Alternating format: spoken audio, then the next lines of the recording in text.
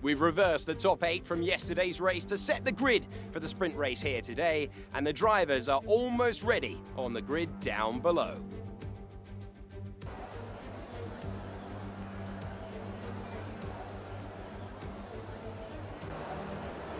Davide, is there anything we should be looking for in today's race? The teams are all very competitive at the moment, so are we about to witness a push from anyone in particular? Hi Alex, the team will have been studying everyone else out there very carefully, so I think we are in for a very interesting event today. I can't wait to see how this race unfolds.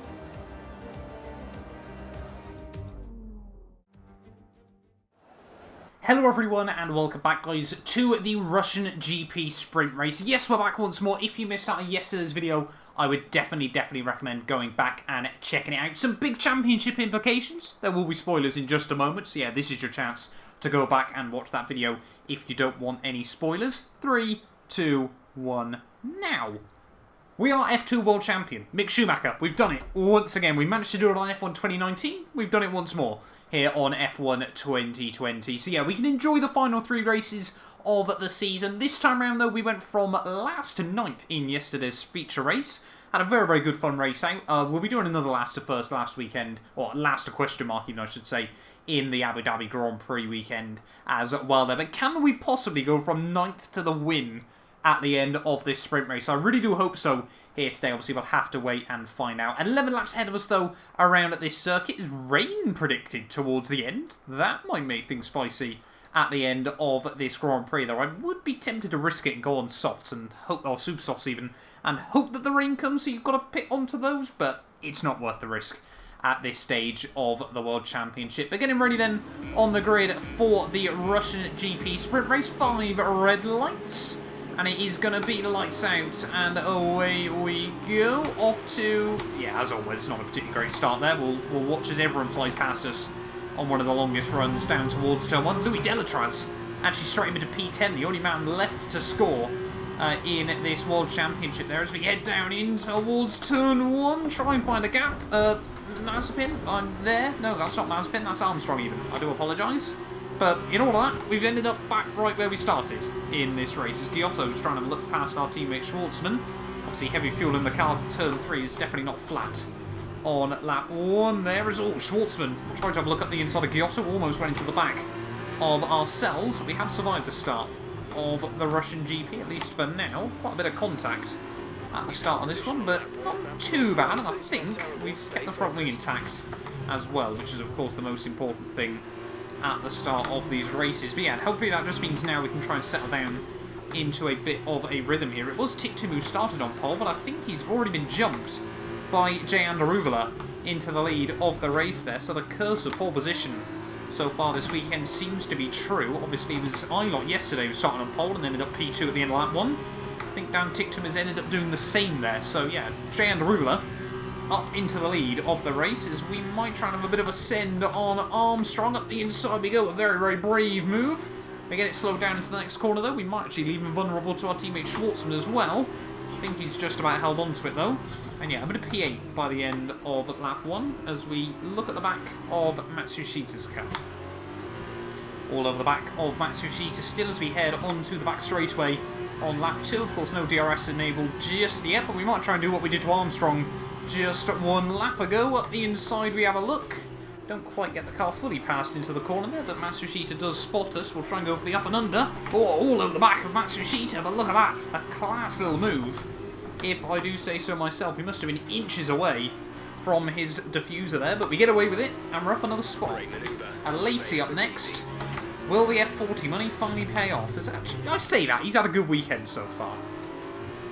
Is it going to be 3 times a charm in this race? Now DRS has been enabled. Unfortunately for us, Lacey has just about kept onto it with 2 Callum Ilott in front of him. Expect to see some rain about 10 to 15 minutes from now. Oh no, Lacey not having any of it. Completely comes across me there. We didn't really have enough car alongside. To be honest, I didn't think we were actually alongside whatsoever. But the team just warning us about the rain. 10 to 15 minutes they're saying. So it should arrive before the end of this one. Are we going to see some tricky conditions at the end of this race? Haven't had much wet weather over the course of the season. I'm trying to look back. I think we had a wet race at Silverstone and then a wet race back at Zandvoort. I might have missed one more off, but not a lot this year. As everyone's setting fastest laps, we do not do so. But that was probably because Alesi almost puts in a wall. This time around, we're all over the back of Alesi as we head out onto the back straight. Feels like all the action is going to be coming on this back straightaway in this race. But now with no DRS though for Alesi, he's going to be a bit more of a sitting duck. And we will just about chop in front of him in towards the braking zone. A bit late into the corner. But that's okay, we'll have the inside for the next turn. And Roman to 6th. Still making decent progress early on. Ilott up next though, and he's a little bit further up the road. I afraid we might get one overtaking opportunity that isn't onto the back straight at some point in this Grand Prix, but we have hopefully got a bit of a run on Callum Ilott this time round. I haven't altered the setup from yesterday, but weirdly enough, the top end speed seems to be ever so slightly better than a lot of the cars around us. Up the inside of our Ferrari Junior driver rival. And we have a look to the outside through the next corner. Can we get the power down on the exit? We're still side by side as we head down in towards the final couple of corners of the lap. Can we hook it up round the outside?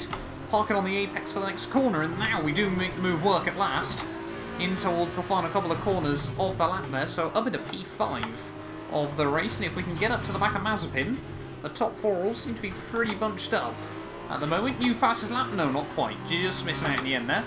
But maybe, just maybe, the win is still on the cards.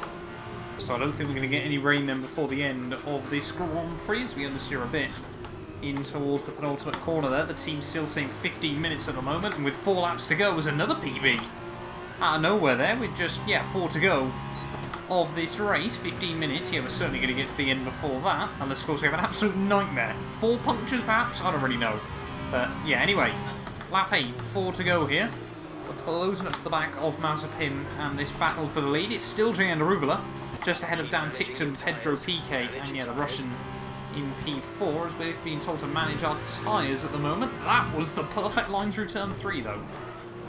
We're really going to be trying to line up a move onto this back straight once more. At least one battle down the front straightaway, at the very least. But again, with just over 3 to go here, we're all over the back of Nikita Mazepin.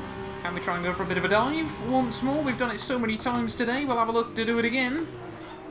Just about gives us the room on the inside. We slam the door shut on the exit, and we're under 4th. Are we going to be able to stick close enough to PK to maybe go for something down in towards turn 2? Let's wait and find out. Bit of a lock up there. It's going to result in a lot of understeer in towards the final couple of corners, and a lot of oversteer on the exit. 2 laps to go then here from the Russian Grand Prix circuit, and now we are closing in on the top 3 here. We will at the very least, I hope, get ourselves onto the podium at the end of this one, but could we still potentially get the race victory? It's going to take a lot of work in these final couple of laps, but first up is Pedro Piquet. Not quite able to get close enough to go for ascending towards turn 1, taking a lot of curb on the exit of the corner there, but still just trying to push the Brazilian to the limit. Can we try and open up a move in towards turn 4? We'll get to the inside. Guilherme Samaya's out of the race. Great, I suppose. That's sad for him, and it doesn't really make much difference to anyone else, I wouldn't have thought, as we've pulled off the move on Pedro Piquet, but now we need to try and get close enough to Dan Ticktum to go for something onto the back straightaway. We all seem to be really strong through Sector 2 here, just really able to open up the corners as best as possible. Try and get over that inside curbing just a bit. Oh, it's cost us a bit on the exit actually there, as we try to put the power down.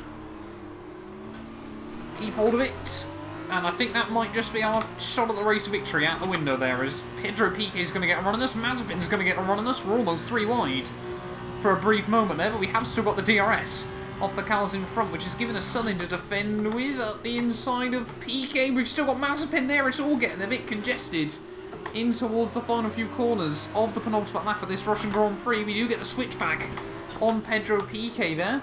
Can we get it slowed down into the next corner? It's proper F2 action at the moment, as everyone's trying to go for moves absolutely everywhere. And we have held on now to P3 of the race, but we might just have thrown away our chance at race victory. Down in towards the final sector, though, of this Russian GP. If the one thing that could have made this race just a bit more exciting would have been some weather, but unfortunately it isn't going to happen at the end of the day here. But we've had a good little battle with Pedro Piquet and Nikita Mazepin on towards the final laps of this race. It looks like it is going to be Jan Ruvela, though, who picks up a race victory for Carlin as we end this Russian GP weekend. We're all over the shop as Pedro Piquet still trying to potentially have a look back past us on the final lap of this race, but it is going to be Dan Ticktum who's going to come through for P2 when all is said and done. They're pretty much line astern throughout the entirety of that race, those two. We come through, though, from 9th on the grid, a pirouette to P3. Yes, that's a podium. Excellent drive. The team have worked especially hard this weekend, and this is a fantastic reward.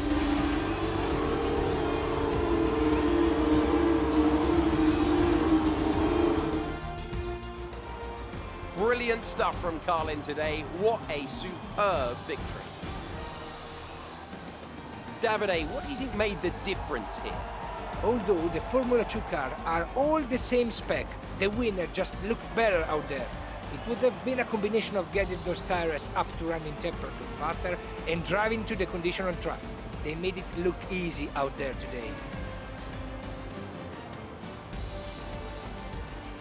And there you have it, today's winners. Having raised some of the biggest names in F1 to date, Carlin have once again shown their expertise when it comes to recruiting new talent.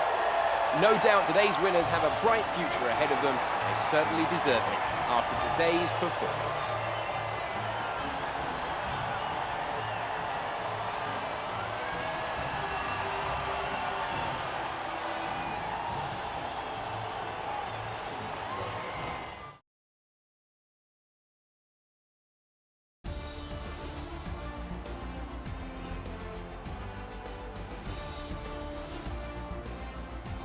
And now, Davide Valsecchi, let me ask you, who is your driver of the day? It's got to be Mick Schumacher.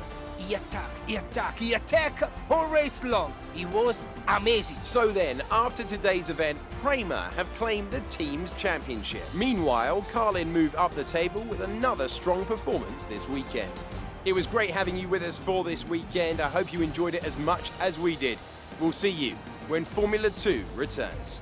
Well, there we go then. Both titles wrapped up at the end of the Russian GP. Schwartzman and myself are officially Constructors World Champions as well for Prema Power Team there, so very, very happy with that when it is all said and done. But it is Jay Anderuvula who picks up the win for Carlin at the end of the day. There, Dan Ticktum in P2 ahead of myself, Pedro Piquet in 4th ahead of Mazepin, Eilert, Alesi, Matsushita there, rounding out your point scorers at the end of that race there, with Armstrong and Schwartzman just missing out on points when all is said and done. It means for the overall race weekend results, though, it is Armstrong who walked away at the top there ahead of Nikita Mazepin and Jay Anderuvula there. Eilert in 4th ahead of Matsushita, and you can see, yeah, the rest of your point scorers there. We only came 8th at the end of the weekend there. Pretty quiet one for ourselves, tied with PK and Dan Ticktum there when all is said and done. But championship-wise, though, Marcus Armstrong still P2 there, just 2 ahead of Matsushita.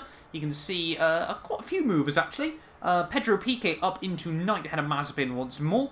Eilert up into 10th. And then Jay Anderuvula and Dan Ticktum move past the likes of Giotto and Guilherme Samaya there when that race is done and dusted there. Yeah, Jay Anderuvula and Yuki Tsunoda now 7 points between them in the battle of best Carlin driver. There are no other movers towards the rear of your field there. But teams-wise, Carlin once again get the jump on High-Tech, back up into 6th place there. Charoux get the jump on Campos as well for 8th and 9th there. So still, yeah, probably 2 of the best battles to look out for towards the end of the year. ART and Univirtuosi are still battling out for P3 as well. So yeah, still definitely some battles to watch for in towards the final weekend of the World Championship. But 94 clear means it is impossible for anyone to close up the gap to Prema at the top. So yeah, we can really go into Abu Dhabi next weekend and just enjoy ourselves there. But thank you all so much for watching this video. If you have enjoyed, do make sure you leave a like. Get yourself subscribed as well. And yeah, we will definitely be back very, very soon, ready for the finale of the F2 career mode. We head to Abu Dhabi. You guys do not want to miss it.